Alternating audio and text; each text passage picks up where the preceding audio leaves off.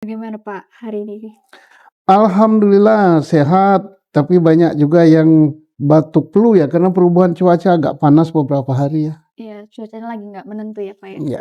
Ini yang kita tahu berita terakhir ini ada bencana yang cukup ini apa ya, cukup menyedihkan yang mungkin bisa Bapak sampaikan sedikit untuk teman-teman di luar sana sebagai mungkin sebagai penyemangat Pak. Karena bencana terakhir itu yang terjadi di daerah Sumatera ya Pak ya? Oke, tanggal 27 November ya kalau nggak Iya, salah terjadi bencana alam di 3 provinsi, yaitu di Nangru, Aceh Darussalam, Sumatera Utara, dan Sumatera Barat. Dan itu sangat mengharukan, sangat menyedihkan ya, kita turut berbelasungkawa, mengucapkan kepada korban ya, turut berduka cita, semoga almarhum yang meninggal akibat bencana diterima di sisi Allah, keluarga diberi ketabahan dan kesabaran, dan yang belum ketemu segera diketemukan dalam keadaan selamat. Ya. amin. Yang kita tahu bencana tersebut terjadi di tanggal 27 November 2025 ya Pak. Terjadi banjir besar di 3 provinsi Aceh, Sumatera Utara, dan Sumatera Barat, menimbulkan korban jiwa, harta, dan benda yang tidak sedikit. Apakah betul bencana tersebut murni bencana alam atau kesalahan manusia? Bagaimana Eh, menurut Bapak mengenai hal tersebut? kita hanya bisa mengamati dari tayangan-tayangan visual yang dilakukan oleh media konvensional, televisi, ataupun lewat media-media sosial ya. Sungguh menyeramkan bencana tersebut ya. Besar sekali, meliputi daerah yang sangat luas, yaitu sebagian besar dari provinsi-provinsi Nangru, Aceh Darussalam, Sumatera Utara, dan Sumatera Barat terkena dan menimbulkan kerugian jiwa ya. Kalau nggak salah data terakhir dari media 770 orang tewas, kemudian masih dalam pencarian 463 orang, kemudian tafsir kerugian sementara sudah 68,67 triliun gitu ya. Akibat daripada unit-unit rumah yang ribuan jumlahnya, ditambah lagi fasilitas umum, jalan, jembatan, pasar, kantor, dan mungkin gitu rumah sakit ya atau puskesmas yang rusak gitu. Jadi bencana ini sangat besar, sangat mengerikan, dan sangat menyedihkan. Nah, timbul perdebatan gitu di antara pengamat, di antara pakar, yaitu yang sudah sampai kepada mengapa terjadi bencana sedemikian besar. Apakah ini kelalaian manusia ataukah ini bencana gejala alam biasa gitu. Nah, ini yang fase tahap sekarang ini yang masih diperdebatkan. Tapi terlepas daripada itu semua, sekarang kita menyatukan langkah untuk menolong korban, bagi yang datang ke sana melakukan pencarian, melakukan pertolongan kepada korban luka ataupun korban yang masih dalam pencarian untuk dicari.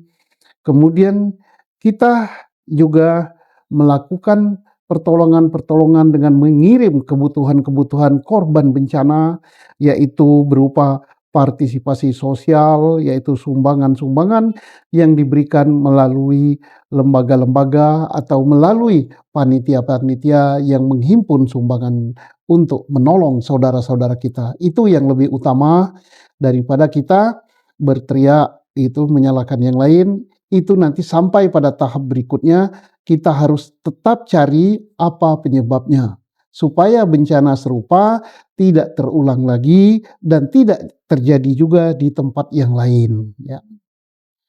Lalu ada beberapa nih Pak pendapat dari, masyarakat bahwa hal tersebut terjadi karena, iklim hutan hujan tropis, angin muson, dan laninan. Bagaimana menurut Bapak mengenai hal tersebut? Kita tidak sepenuhnya salah apa pendapat itu ya, bahwa hujan itu turun dari langit ya. Jadi hujan turun dari langit itu akibat daripada ada yang mengatakan pemanasan global dan sebagainya ya, itu hujannya.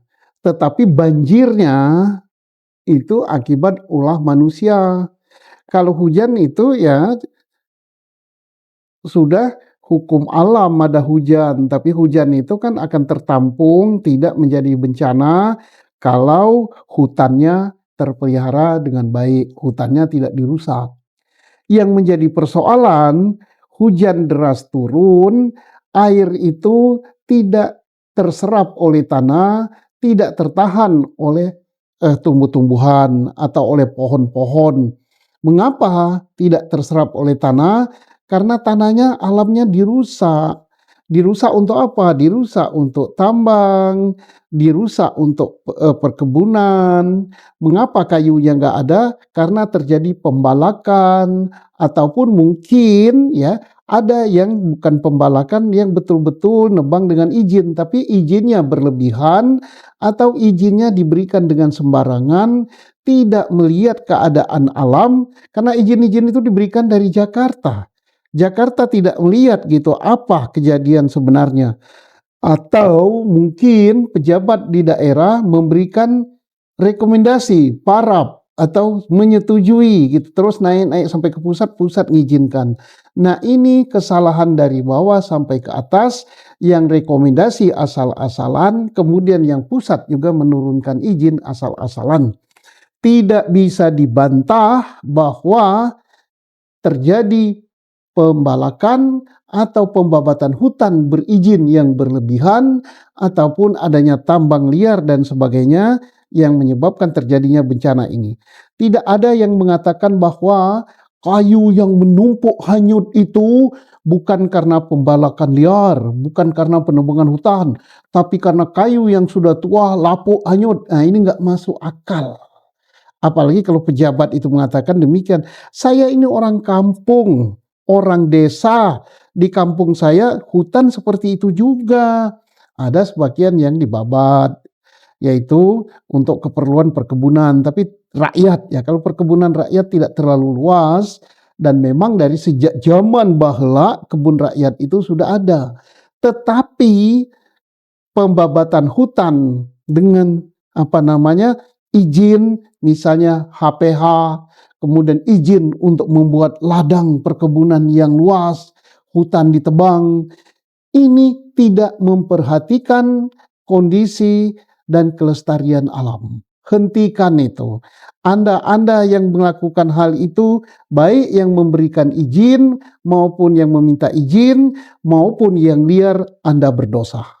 Ingat berapa nyawa itu, berapa korban harta, berapa korban apa namanya kekayaan penduduk seperti hewan dan sebagainya hilang, berapa fasilitas umum yang rusak. Itu akibat Anda yang terlalu tamak. Gitu.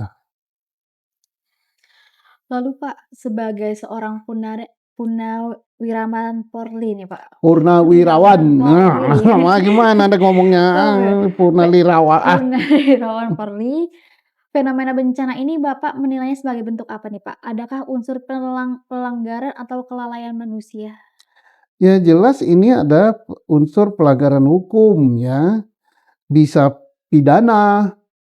Kalau hujan turun itu nggak ada hukum pidananya, itu kodrat ya, itu kehendak Allah turun hujan. Tetapi hujan itu tidak terhentikan oleh pohon kayu, oleh tumbuh-tumbuhan, ini akibat perilaku manusia yang pertama pembalakan liar, penambangan liar, ada pula yang berizin, tapi izinnya itu tidak memperhatikan kondisi lapangan berlebihan gitu kan. Mestinya yang bisa diizinkan hanya 100 hektar, tapi diizinkan mungkin tak terbatas atau ribuan hektar sampai gundul. Sudah gundul pun tidak dihijaukan kembali. Ini salah, siapa yang salah? Ya aparat yang memberi izin, satu. Kedua, aparat yang berwenang melakukan penegakan hukum. yaitu terhadap pembalakan liar atau penambakan liar, diam saja. Nah, diamnya itu karena apa? Jadi ini harus kita evaluasi, tapi nanti. Kita yang pertama sekarang konsen kepada pertolongan, penyelamatan manusia, dan pemberian bantuan kepada korban. Itu yang nomor satu. Untuk bencana seperti yang kemarin, Pak, dapat dikatakan sebagai bencana nasional atau lokal, Pak? Karena melihat korbannya ya, kerugiannya sudah mencapai 770 jiwa gitu kan, dan 463 hilang, belum ditemukan sampai saat ini. Kerugian material sedemikian banyak, yaitu 68,67 triliun, fasilitas umum, jalan, jembatan, dan sebagainya yang sangat banyak, dan meliputi areal yang sangat luas. Ini sudah patut untuk dijadikan bencana nasional. Tapi apapun juga namanya, entah bencana lokal, entah bencana nasional, pemerintah pusat harus turun. Jangan hanya memikirkan namanya. Pemerintah pusat yang punya fasilitas, punya anggaran, punya fasilitas seperti pesawat, kapal, alat transport, alat untuk bantuan dan lain itu dikerahkan semua. Kemudian punya kekuatan, punya TNI, punya polisi, punya Basarnas dan sebagainya, turunkan semua dan langsung dikendalikan dari pusat. Kemudian pengerahan bantuan juga dari pusat. Soal nama itu nanti jangan sampai ribut dengan nama bencana nasional, bencana pusat. Percuma dinamakan bencana nasional kalau pemerintah pusat berpangku tangan seperti ini. Tanpa nama pun dikerahkan semua pusat karena itu Indonesia. Dan ingat ya, pada saat tidak ada bencana, provinsi 3 ini adalah provinsi yang surplus penyumbang devisa negara Republik Indonesia, baik dari kebun sawit, dari tambang, kemudian dari lautnya, dari minyaknya, dari gasnya. Berapa yang dia sumbangkan kepada pusat, dan ini Indonesia juga. Ya. Lalu hikmah apa, Pak, yang dapat dipetik dari bencana ini, Pak? Ya, hikmahnya pertama kita bisa melihat bagaimana simpati dan empati masyarakat Indonesia lain untuk bahu-membahu menolong korban daripada bencana dengan berbagai sumbangan sesuai dengan kemampuan. Yang kedua, kita koreksi terutama instansi-instansi yang terlibat di dalam pemberian izin dan pengawasan daripada terjadinya hal ini. Apa itu?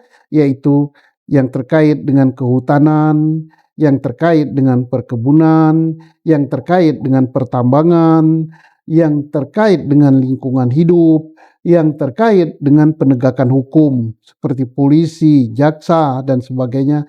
Ini harus kita tegakkan hukum itu tanpa melihat siapapun juga. Dan juga yang memberikan izin-izin itu supaya perhatikan kondisi lapangan, jangan asal teken aja, dampaknya seperti ini. Ingat, dosanya besar sekali.